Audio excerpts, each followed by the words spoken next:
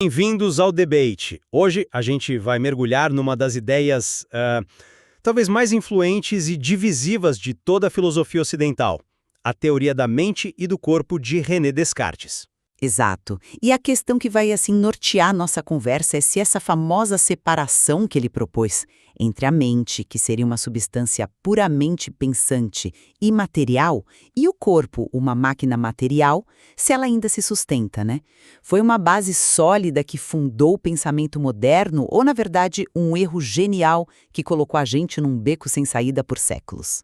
Eu vou defender a primeira visão. Vou argumentar que o dualismo cartesiano, mesmo com as dificuldades dele, foi um passo conceitual revolucionário e indispensável. Ele deu autonomia à consciência e abriu as portas para a ciência moderna investigar o mundo físico sem amarras. Apesar da importância histórica dela, claro, ela cria problemas lógicos que são insolúveis, principalmente o da interação entre mente e corpo, e ela simplesmente não é compatível com o que a neurociência nos mostra hoje sobre quem nós somos. Perfeito. Então, para começar, eu acho importante a gente lembrar do ponto de partida de Descartes. Ele não estava só curioso, ele estava numa busca quase que desesperada por certeza no mundo de incertezas. E para isso, ele cria o método da dúvida. Que é um método radical, né? É importante dizer isso. Ele não duvida só do que parece duvidoso. Ele decide duvidar de tudo que pode ser questionado. Exatamente. Ele questiona os sentidos, que nos enganam o tempo todo. Ele chega a questionar se o próprio corpo existe, imaginando que tudo poderia ser um sonho ou a maquinação de um gênio maligno. E depois de levar essa dúvida ao extremo, de demolir tudo, sobra uma única coisa de pé. Uma certeza que ele não consegue negar. O fato de que ele está ali, duvidando. O próprio ato de pensar. Isso, ele percebe que, para ser enganado, para duvidar, ele precisa existir como algo que pensa. E é daí que vem a famosa frase, penso, logo existo. Para Descartes, isso não é só uma frase de efeito, sabe? É a rocha sobre a qual ele vai reconstruir todo o conhecimento. E o mais importante, ele conclui que essa coisa que pensa, a mente, tem uma natureza completamente diferente do corpo. E é exatamente aí que o meu problema com a teoria dele começa. Eu reconheço a genialidade da virada para o sujeito, o cogito é o ponto de partida da filosofia moderna, sem a menor dúvida. Mas o salto que ele dá do eu penso para eu sou uma substância pensante separada do meu corpo, esse é um salto que, para mim, a lógica não sustenta. A teoria deixa uma pergunta gigantesca e, eu diria, fatal sem resposta. Que seria o problema da interação? Exatamente. Como é que algo imaterial, que não ocupa espaço, que não tem massa nem energia, a mente, pode fazer um corpo material se mover? Como um pensamento de levantar o braço se transforma no ato físico de levantar o braço? A própria tentativa dele de resolver isso, dizendo que a interação acontece na glândula pineal, soa quase como um improviso, você não acha? É uma solução que não resolve nada e, pior, violaria leis básicas da física, como a conservação de energia. Um evento não físico não pode causar um efeito físico sem criar energia do nada. Eu concordo. Concordo que a explicação da glândula pineal é de longe a parte mais fraca do sistema dele. Ninguém defende isso hoje. Mas eu acho que criticar Descartes por isso é focar o detalhe e perder a visão do todo. O valor dele não está na resposta mecanicista que ele deu, mas na clareza com que ele formulou a pergunta. Ao separar radicalmente a mente da matéria, ele basicamente inventou o que hoje a gente chama de o problema difícil da consciência. E essa distinção foi historicamente crucial. Ao dizer que o corpo é uma máquina, ele deu tipo uma permissão para a ciência estudá-lo mecanicamente. Isso abriu caminho para a medicina moderna. Mas a que custo?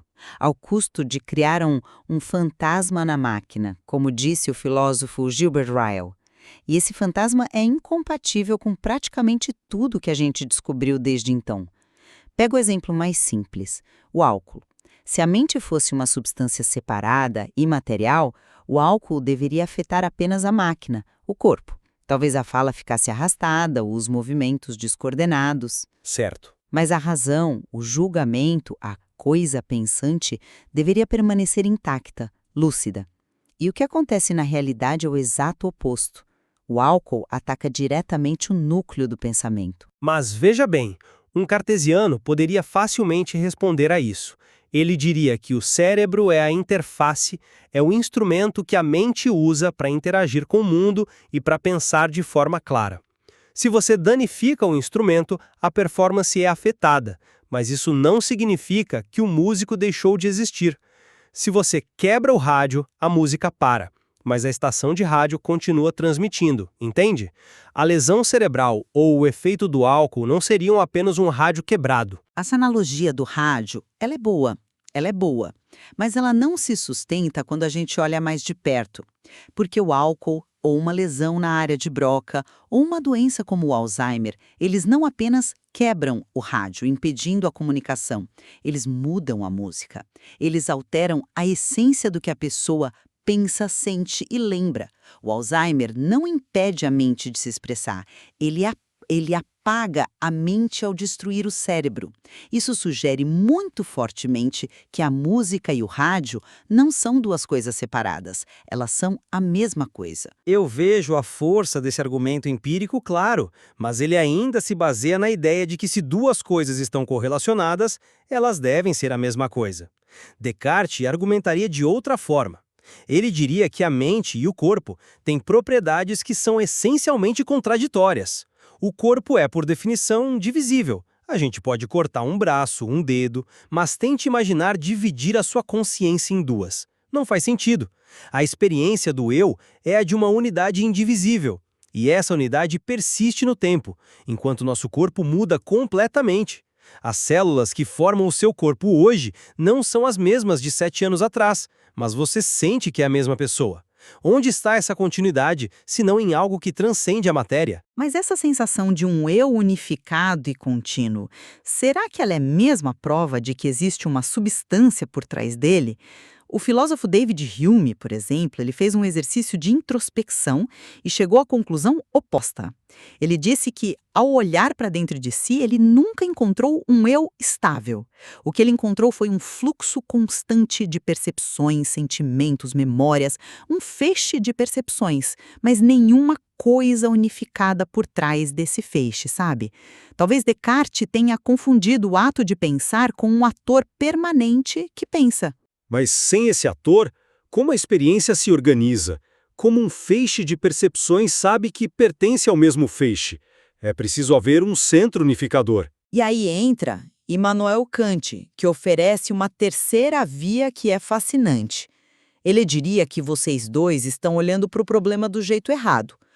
Para Kant, essa unidade da consciência não prova a existência de uma alma imaterial.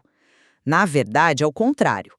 A nossa mente precisa criar essa sensação de unidade para conseguir organizar o caos de informações que ela recebe dos sentidos. É como se fosse o sistema operacional da nossa consciência, entende?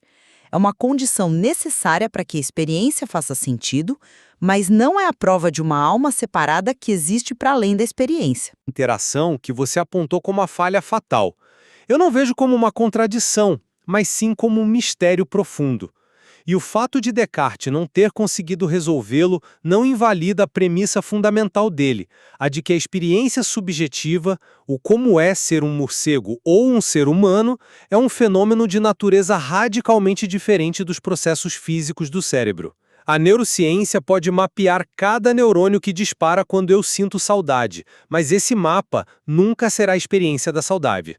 Descartes abriu esse abismo entre o objetivo e o subjetivo, e nós ainda não conseguimos construir uma ponte. Mas será que o abismo não foi criado artificialmente por ele? O que eu acho curioso é que a filosofia posterior ofereceu soluções muito mais elegantes, que dissolvem o problema em vez de tentar resolvê-lo. Pega o Spinoza, que veio logo depois de Descartes. Ele propôs uma ideia radical. E se mente e corpo não forem duas substâncias diferentes, mas apenas dois atributos, duas faces da mesma e única moeda, que ele chamou de natureza. Nessa visão, não existe problema de interação porque não há duas coisas para interagir. Um evento mental é, ao mesmo tempo, um evento físico, apenas visto de perspectivas diferentes. É uma visão muito mais unificada e, a meu ver, muito mais compatível com a ciência. Mais compatível talvez, mas ao custo de eliminar a autonomia da subjetividade, que era o ponto central para Descartes. A grandeza dele foi justamente ter a coragem de duvidar de tudo para fundar o conhecimento na certeza inabalável do eu pensante.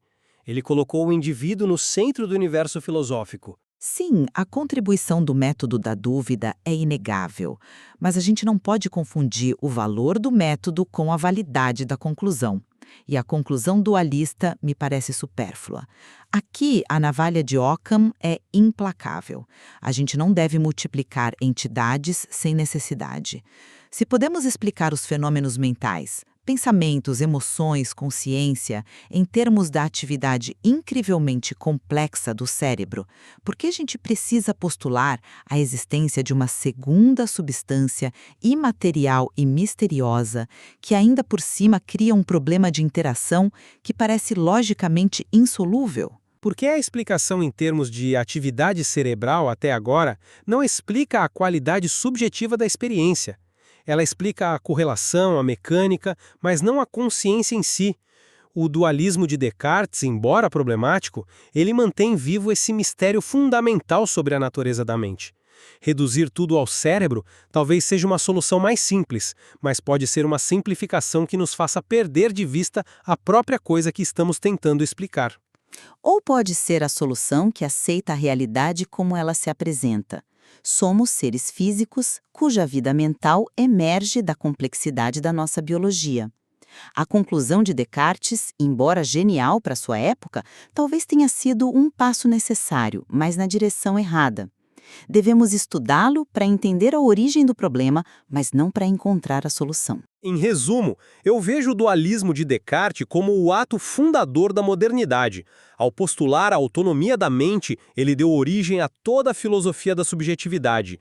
E mesmo que a mecânica da interação permaneça um desafio, a distinção que ele fez entre o mundo interior da consciência e o mundo exterior da matéria continua a moldar profundamente como a gente pensa sobre nós mesmos. E eu concluo que, embora o método da dúvida e a virada para o sujeito sejam contribuições eternas, a doutrina do dualismo de substâncias é um beco sem saída. As críticas filosóficas, de Spinoza a Hume, e as evidências científicas, que são esmagadoras, nos mostram que a mente não é um fantasma operando uma máquina.